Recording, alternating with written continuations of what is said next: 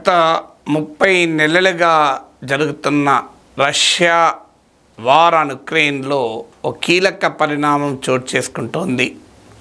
మొదటిసారిగా Russia టెరిటరీలోకి, Russian భూభాగంలోకి Ukraine సైన్యాలు ప్రవేశించాయి. South western పార్ట్లోని Kursk రీజన్లోకి Ukraine సైన్యాలు సరిహద్దు దాటి రష్యాలోకి ప్రవేశించాయి. ఉక్రెయిన్ సైనిక కమాండర్ కథనం ప్రకారం అయితే రష్యన్ టెరిటరీలోకి 21 మైల్స్ వరకు, 21 మైళ్ళ వరకు ఉక్రెయిన్ సైన్యాలు ఎంటర్ అయ్యాయి. రష్యాలోని హైవేస్ను, గ్రామాలను దాటుతూ ఒక 6,000 మంది నివసించే పట్టణం కూడా ఇవాళ ఉక్రెయిన్ బలగాల చేతుల్లోకి వచ్చేసింది అంటున్నారు. సో ఇదొక ఆశ్చర్యకరమైన పరిణామం. ఎందుకంటే రెండవ ప్రపంచ యుద్ధానంతరం, సెకండ్ వరల్డ్ వార్ తర్వాత ఫస్ట్ టైం రష్యన్ టెరిటరీలోకి ఒకరు ఎంటర్ కావడం. సో ఇది మామూలు విషయం కాదు. సో ఈ పరిణామం దేనికి సూచన? ఉక్రెయిన్ ఈ వార్లో గెలుస్తుందనటానికి సూచన, లేదా రష్యా న్యూక్లియర్ పవర్, ఉక్రెయిన్ కాదు. సో రష్యా మరింత భయంకరమైన దూకుడుకు కారణమవుతుందా, లేదా రష్యా ఈ దాడితో ఇక మేము ఈ యుద్ధంలో గెలవమని నిర్ధారణకు వచ్చి ఉక్రెయిన్తో శాంతికి, పీస్ కొరకు ముందుకొస్తుందా? ఒక్కసారి రష్యన్ టెరిటరీలోకి ఉక్రెయిన్ సైన్యాలు ప్రవేశించాక రష్యన్ ఫోర్సెస్ మొరాల్ ఎలా ఉంటుంది? వారి ఆత్మస్థైర్యం దెబ్బతింటుందా? ప్రెసిడెంట్ పుటిన్కు వ్యతిరేకంగా రష్యాలోనే ఇది తిరుగుబాటుకు దారితీస్తుందా? ఉక్రెయిన్ కోరుతున్నట్లు మరింత అధునాతనమైన ఆయుధాలు అమెరికా ఇవ్వటానికి దారితీస్తుందా? సో ఇలా అనేకమైన ప్రశ్నలు ఈ పరిణామాల వల్ల ముందుకొచ్చింది. బట్ సర్టన్లీ ఒక సిగ్నిఫికెంట్ డెవలప్మెంట్. ఈ డెవలప్మెంటు యుద్ధం యొక్క క్యారెక్టర్ను కూడా తెలియజేస్తోంది. ఇప్పటిదాకా నేను రైజ్ చేసిన ఈ ప్రశ్నలకు ఆన్సర్లు చెప్పే ప్రయత్నమే ఈ వీడియో. మీకు ఈ వీడియో నచ్చితే షేర్ చేయండి, లైక్ చేయండి, సబ్స్క్రైబ్ చేయండి. మీ తెలిసిన వారికి సబ్స్క్రైబ్ చేయమని సజెస్ట్ చేయండి. ఇంకా కపుల్ ఆఫ్ వీక్స్లో 1 మిలియన్ సబ్స్క్రైబర్స్ మన ఛానల్కి కలగబోతున్నారు. మిలియన్ ఫ్యామిలీలో మీరు భాగస్వాములు కండి. కమింగ్ టు ద వార్, యుద్ధంలో ఒక ఆసక్తికరమైన పరిణామం ఏంటంటే, ఎనీ వార్ తీసుకోండి మీరు, ఎవరు గెలుస్తారు, ఫైనల్గా ఎవరు ఓడుతారు అనేది నిర్ధారణకు రాకముందే విజయాలు, చిన్న చిన్న విజయాలు రెండు వైపులా వస్తాయి. మీరు మహాభారత యుద్ధం కూడా చూడండి. ఒకానొక దశలో సైంధవుడు లాంటి బలహీనుడు కూడా అర్జునుని మినహా మిగతా పాండవులందరినీ జయించాడు. ఒక దశలో కర్ణుడు అర్జునుడు కాక మిగతా పాండవులు జయించాడు. ఈవెన్ ఒక రోజైతే 17th డే ఆఫ్ వార్ అనుకుంటాను, కర్ణుడు ఘటోత్కచుని చంపిన తర్వాత అర్జునుడు కర్ణుడిని ఈవెన్ ఫేస్ కూడా కాలేకపోతాడు. రథాన్ని వెనుకకు తిప్పమని చెప్తాడు. ధర్మరాజు అప్పటికే కర్ణుని చేతిలో అవమానానికి గురై ఉంటాడు గనక ఆయనను పరామర్శించడం అన్న పేరిట శ్రీకృష్ణుడు ఆ రథాన్ని వెనక్కు తిప్పిస్తాడు. సో ఇలా చరిత్రలో మహాభారత యుద్ధం చదివితే మనకు ఆధునిక వార్ కూడా అర్థమవుతుంది. ఒకానొక సందర్భంలో చాలా ఆసక్తికరంగా పైచేయి వస్తుంది. దాన్ని బట్టి పర్మనెంట్గా, ఫైనల్ కంక్లూజివ్గా యుద్ధ పరిణామాన్ని మనం అంచనా వేయకూడదు. సో పాండవులందరినీ, అర్జునుని మినహా పాండవుల్ని సైంధవుడు గెలిచినప్పుడు ఇక యుద్ధం అయిపోయింది, కౌరవులు గెలుస్తారు అని అంచనాకు రాలేదు కదా. అలాగే ఇప్పుడు ఉక్రెయిన్ డెఫినెట్గా ఒక సిగ్నిఫికెంట్ డెవలప్మెంట్. మొదటిసారి ఈ వార్లో 2022లో మొదలైంది ఈ వార్. ఇప్పటిదాకా రష్యా ఆక్రమించుకుంటూ విన్నాం. క్రిమియాను ఆక్రమించింది, ఉక్రెయిన్లోను జార్జియాలోను టెరిటరీస్ ఆక్రమించింది. రష్యాకున్నన్ని యుద్ధ ట్యాంకులు ఉక్రెయిన్కు లేవు, రష్యాకున్నన్ని యుద్ధ విమానాలు లేవు, రష్యాకున్నంత సైన్యము ఉక్రెయిన్కు లేవు. అందులో ఉక్రెయిన్ ఫైట్ చేస్తున్నదల్లా అమెరికా, ఇతర పశ్చిమ దేశాలు సప్లై చేసిన సైన్యాలతో రష్యాపై యుద్ధం చేస్తుంది. రష్యాకు ఉన్నటువంటి లాంగ్ రేంజ్ మిసైల్స్ లేవు, ఇక న్యూక్లియర్ వెపన్స్ అసలే లేవు. సోవియట్ విచ్ఛిన్నం తర్వాత యుక్రెయిన్ తన న్యూక్లియర్ వెపన్స్ అన్నిటినీ ధ్వంసం చేసింది. వాస్తవానికి సోవియట్ న్యూక్లియర్ ఆర్సెనల్ అణ్వాయుధాల ప్లేస్ ఉక్రెయినే. కానీ యుక్రెయిన్ స్వచ్ఛందంగా అణ్వాయుధాలను వదులుకుంది. అందువల్ల ఇప్పుడు నాన్ న్యూక్లియర్ పవర్ యుక్రెయిన్. అందువల్ల బలాబలాల్లో చూస్తే ఏ రకంగా కూడా రష్యాకు ఉక్రెయిన్ సమఉజ్జి కాదు. So it is certainly an asymmetrical war అంటారు. అంటే అసమానుల మధ్య యుద్ధమే తప్ప సమానుల మధ్య కాదు. కానీ యుద్ధ భూమిలో వ్యూహాత్మకంగా గనక మెలగగలిగితే ఆసక్తికరమైన చాలా ప్రత్యేకమైన విజయాలు కూడా సాధించవచ్చు అని కుర్స్క్ ప్రాంతంలో ఇప్పుడు ఉక్రెయిన్ బలగాలు రష్యన్ టెరిటరీలోకి చొరబడడం బట్టి మనకు అర్థమవుతుంది. నిజంగానే మీరు ఈ వీడియో క్లిక్ చేయక ముందు హెడ్లైన్ చూస్తుంటే సార్ ఏదో తప్పుడు హెడ్లైన్ పెట్టుంటాడు. రష్యాలోకి ఉక్రెయిన్ చొరబాట్లు, ఉక్రెయిన్ ఇన్కర్షన్స్ ఇంటూ రష్యా అని పెట్టాడు. బహుశా అది పొరపాటున రివర్స్లో పెట్టుంటాడు. ఉక్రెయిన్లోకి రష్యా చొరబాట్లను పెట్టాల్సింది రివర్స్లో పెట్టుంటారు అనుకొని ఉంటాడు. కానీ పరిణామం ఏంటి అంటే ఉక్రెయిన్ చాలా వ్యూహాత్మకంగా వివరించి రష్యన్ టెరిటరీలోకి ఎంటర్ అయింది. ఇందులో ఇంకో ఆసక్తికరమైన పరిణామం ఏంటంటే పెద్దగా రెసిస్టెన్స్ లేకుండా ఉక్రెయిన్ బలగాలు ముందుకు పోతున్నాయి. అది చాలా ఆశ్చర్యం. రష్యాలోకి ప్రవేశించడమే ఒక అంశమైతే రష్యా ఊహించని రీతిలో ఉక్రెయిన్ దెబ్బతీయడమే కాదు, ఈవెన్ హైవేస్ దాటుతూ, విలేజెస్ దాటుతూ, టౌన్స్ దాటుతూ పెద్ద రెసిస్టెన్స్ లేకుండా ఉక్రెయిన్ బలగాలు వెళ్ళగలుగుతున్నాయి. కారణం ఏంటంటే రష్యా ఇక్కడ చాలా బ్యాటిల్ హార్డ్ అంటారు. అంటే యుద్ధ భూమిలో రాటు తేలిన సైనికులు ఇక్కడ పెట్టలేదు.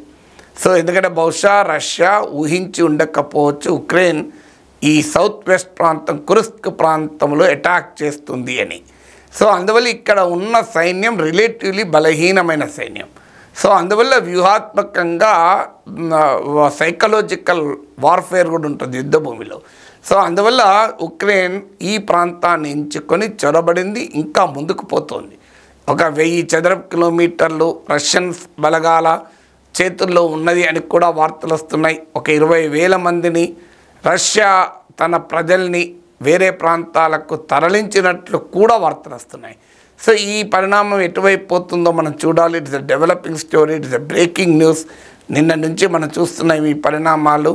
సో లెటస్ అయితే ఇక్కడ ఆసక్తికరమైన అంశం ఏంటంటే గత కొన్ని రోజులుగా మీకు ఈస్టర్న్ అండ్ సదరన్ పార్ట్లో రష్యా భారీగా ఉక్రెయిన్ దెబ్బ కొడుతోంది. సో చాలా ఉక్రెయిన్ లోపలికి కూడా చొరబడింది.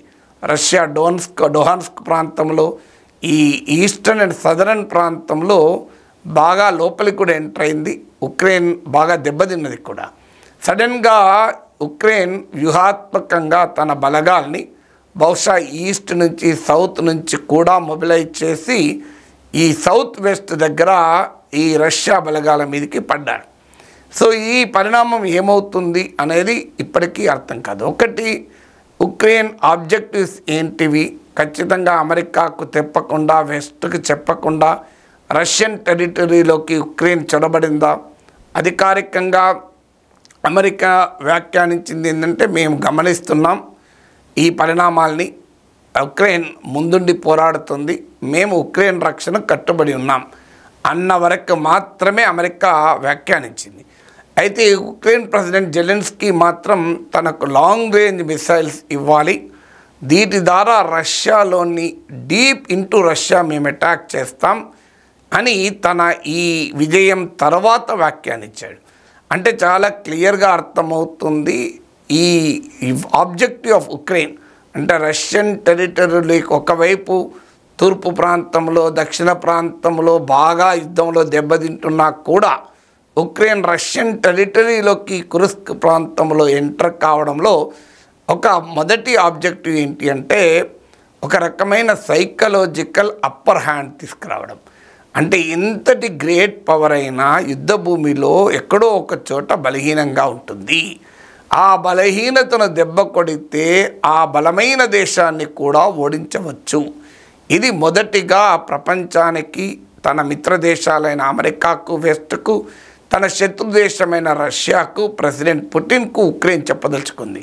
సో నీవే బలవంతులని అనుకుంటున్నావు, కానీ వ్యూహాత్మకంగా నిన్ను కూడా మేము దెబ్బతీయవచ్చు అన్నది ఈ వార్లో ఉన్న సైకలాజికల్ వార్ఫేర్ యాంగిల్. ఇది మొదటిది. అందువల్ల ఎందుకు అంటే రష్యా ఈజ్ ఇన్విన్సిబుల్, రష్యా అజేయమైంది. యుక్రెయిన్ ఎన్నేళ్ళు రోజులు పోరాడినా రష్యా పైన అప్పర్ హ్యాండ్ తెచ్చుకోలేదు, పైచేయి సాధించలేదు అని బిల్డ్ అయిన నరేటివ్ను కాస్త ఉక్రెయిన్ పంక్చర్ చేయదలుచుకుంది.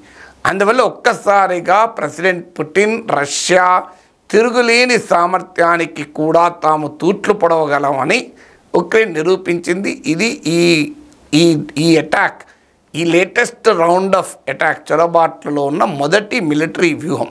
అందువల్ల ఫస్ట్ వ్యూహం ఏంటంటే సైకలాజికల్ వార్ఫేర్లో అప్పర్ హ్యాండ్ తెచ్చుకోవడం, రష్యాకు, ప్రపంచానికి, అమెరికాకు, తన బలగాలందరికీ కూడా రష్యా ఏమీ దుర్భేద్యము కాదు, ఇన్విన్సిబుల్ కాదు, అజేయము కాదు, రష్యాను కూడా ఉక్రెయిన్ దెబ్బతీయగలుగుతుంది అన్న ఒక బలమైన నరేటివ్ను పంపించడం.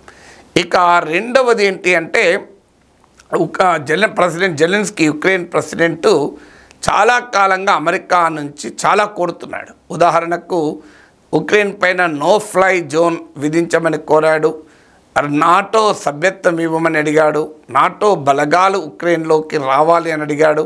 వీటన్నిటికీ అమెరికా నో అని చెప్తూ వచ్చింది. ఎందుకు అంటే ఉక్రెయిన్కు అన్ని రకాల ఆయుధాలు ఇస్తాం, కానీ ఎక్కడో ఒక చోట గీత ఉంటుంది. ఆ గీత ఏంటంటే అమెరికానే ప్రత్యక్షంగా రష్యాతో యుద్ధం చేసే సిచ్యువేషన్కు దారితీయకూడదు. ఇది అమెరికా పెట్టుకున్నటువంటి గీత. ఈ గీత దాటి మేము వెళ్ళము అని. అందుకే ఉక్రెయిన్ అడిగినా కూడా నాటో సభ్యత్వం ఇప్పటికీ ఇవ్వలేదు. ఆ నాటో బలగాలు ఎంటర్ కాలేదు. ఉక్రెయిన్తో కలిసి, ఉక్రెయిన్ సైన్యాలతో కలిసి భుజం కలిపి నాటో బలగాలు యుద్ధభూమిలో పోరాడడం లేదు. ఆఖరికి ఉక్రెయిన్ స్కైస్ను నో ఫ్లై జోన్గా కూడా ప్రకటించలేదు. ఎందుకంటే నో ఫ్లై జోన్గా ప్రకటించిన తర్వాత రష్యన్ ఫైటర్ జెట్లు వస్తుంటే అమెరికా, నాటో బలగాలు దాన్ని కౌంటర్ చేయాల్సి వస్తుంది. సో అందువల్ల ఉక్రెయిన్ అడుగుతున్నవి ఇప్పటికీ అమెరికా కానీ వెస్ట్ కానీ ఇవ్వడం లేదు. ఇప్పుడు ప్రెసిడెంట్ జెలెన్స్కీ ఈ వెంచర్ వల్ల, అంటే ఈ దాడి వల్ల తాను అమెరికా పైన, వెస్ట్ పైన ఒత్తిడి తేగలుగుతాడు. మీరిచ్చిన ఈ కొద్దిపాటి ఆయుధాలతోనే, కొద్దిపాటి సహాయంతోనే నేను రష్యాలోకి ఎంటర్ అయి గూస్కే మారే, మన మోడీ భాషలో చెప్పాలంటే లోపలికి వెళ్ళి కొట్టాను. మీరు కనుక నాకు ఇంకా మంచి ఆయుధాలు ఇస్తే మీ శత్రువైన పుటిన్ సంగతి తేలుస్తా అంటూ ఒక better bargain Zelensky president of Ukraine పెట్టబోతున్నాడు, ఆల్రెడీ పెడుతున్నాడు. అందుకే లాంగ్ రేంజ్ మిసైల్స్ ఇవ్వండి అని అడుగుతున్నాడు. అయితే ఇప్పటికే అమెరికా అంగీకరించలేదు.